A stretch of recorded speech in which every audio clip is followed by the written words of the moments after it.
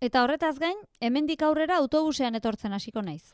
Horiek aldaketa papatean eska, zer dela eta hori? Konturatu naizelako, autoan etorrita denbora gehiago ematen dudala autobusean etorrita baino. Trafikoa dela, aparkatzea dela, eta gainera autobusa merkeagoa da autoa baino. Askoz merkeagoa. Bai, zalantza barik.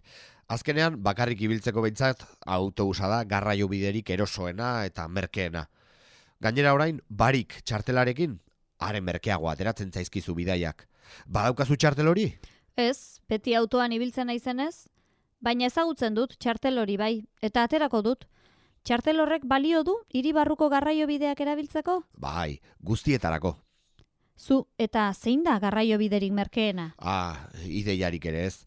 Txartelarekin ordaintzen dut, eta egia esan, ez dakitzen bat ordaintzen dudan. Tableta piztuko dut eta begiratuko dugu. Ea, hemen autobusen tarifak, metrokoa zabalduko dut, eta azkenik tranbiarena. Ea, honen arabera, autobusa da garraio biderik merkeena eta tranbia garestiena. Baina tarifa ezberdinak daude, ezta? Bai, txartel arrunta bat erosten duzuna, hilekoa, hilabete guztirako balio dizuna, eta barik txartelarekin ordaintzen duzuna. Begira, baina adibidez, autobusaren hileko txartela garestiagoa da, metroarena baino. Bai. Tira, hori enpresa bakoitzaren politikaren arabera izango da, ezta? Bai, izango da. Bueno, eta zuk zein gomendatzen didazu? Egia esan, niri gehien gustatzen zaidana tranbia da.